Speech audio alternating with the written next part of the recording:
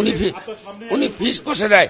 উনি ওনার মতো দুর্নীতিবাজ এই নাই আমি আর দেখিনি আমার জীবনে। প্রতি দলীয় নেয় 1000 টাকা না দিলে উনি একটা দলীয় রেজিস্ট্রি হয় না এবং কি ফিস কষে না।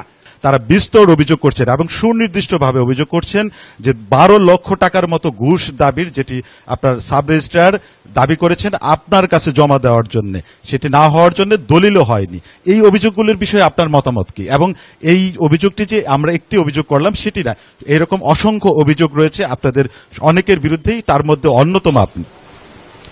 এগুলো কোনো কিছুই সত্য না। আসলে ওনারা কেন এগুলো বলতেছে ওনারাই ভালো জানে, বুঝছেন? কিন্তু এগুলোর কোনো কিছুই এখানে হয় না। এই যে আপনাদের অফিসগুলোতে বলছেন, এখানে কি আমি আইন যতটুকু জানি আপনারা আমার থেকে আইন আরো ভালো জানেন, আপনাদের এই এজলাসের মধ্যে কোনো প্রকার নগদ টাকা লেনদেনের সুযোগ রয়েছে কিনা?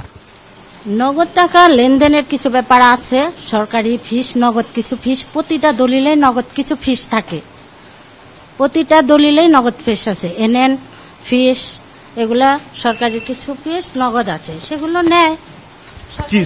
কিভাবে নিতে হয়, মানে সেটা নিয়মটা কি? এজলাসের যেটি, এটি তো বিচারিক কার্যক্রম এজলাস, এখানে কি নেওয়ার সুযোগ আছে কিনা? এটা নিলে পরে কিভাবে নিতে হয়? সেটা কি রসিদ দিয়ে নিতে হয়? না রসিদ দিয়ে নেব, রসিদ দিয়ে নিতে হবে। এরকম ফিটা কেমন কেমন ফিটা হতে পারে? আপনার এখানে দেখলাম এটি এনআরবিসি ব্যাংকের বুথ রয়েছে, বুথেও লেনদেন করা হয়, এরপরেও আপনি রসিদের মাধ্যমে নেন? পেয়ার্ডারের মাধ্যমে হবে। আর নগদ হালকা পাতলা কিছু এই যে এখান থেকে বলছিলেন ফিস এবং সেরেস্তা ফি, সেরেস্তা ফিটা কি? সেরেস্তা কোনো কিছু না, শুধু সরকারি ফিস আছে, এনএন ফিস আছে 360 টাকা। আর হলো যদি নগদ কোনো দলিল হয় সেরেস্তা, ওনারা বলছিলেন আপনার এখানে, যে এখানে যারা রয়েছেন সেবাগ্রহীতা তারা বলছিলেন যে সেরেস্তা ফি আপনাদের এখানে।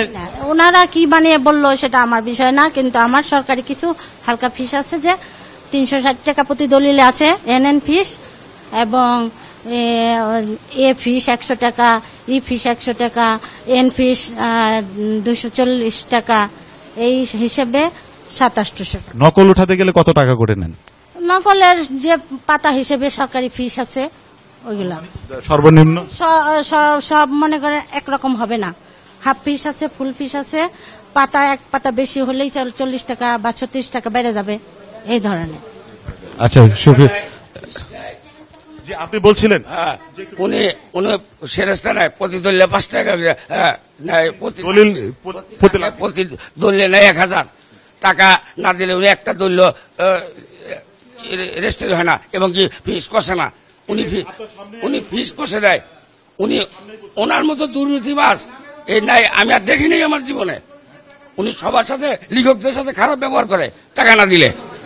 সরাসরি বলছিলেন আপনি রেজিস্ট্রি করার মালিক না, আপনি রেজিস্ট্রি করবেন আপনার সামনে একজন সেবাগ্রহীতা, উনি অভিযোগ করছেন যে আপনি প্রতি লাখে 1000 টাকা করে নেন, মানে এটা নেন। এগুলো সম্পূর্ণই মিথ্যা, সম্পূর্ণই মিথ্যা। ওনাদের কি হয়েছে ওনারাই জানেন। একটা মানুষ, জলজান্ত একজন মানুষ, যদি সৎ সাহস যদি ওনার মধ্যে না থাকতো, আপনার ওনার না আমরা সবাইকে চাচ্ছি না, আমরা সবাই একজন জলজান্ত মানুষ যদি ওনার মধ্যে সৎ সাহস না থাকতো, উনি কিভাবে এই প্রশ্নটি আপনার সামনে দাঁড়িয়ে করেন? এত বড় একটি অভিযোগ কিভাবে তিনি দেন? এটি কিভাবে সম্ভব হয়? আমি ওগুলো জানি না।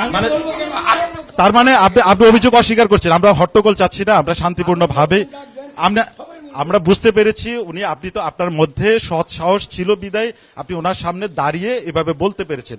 একে একে সবাই একই কথাই বলবেন, ওনারা অস্বীকার করছেন। ওনাদের যিনি দায়িত্বপ্রাপ্ত কর্মকর্তা, আমরা চেষ্টা করব তার সাথে একটু কথা বলার জন্য।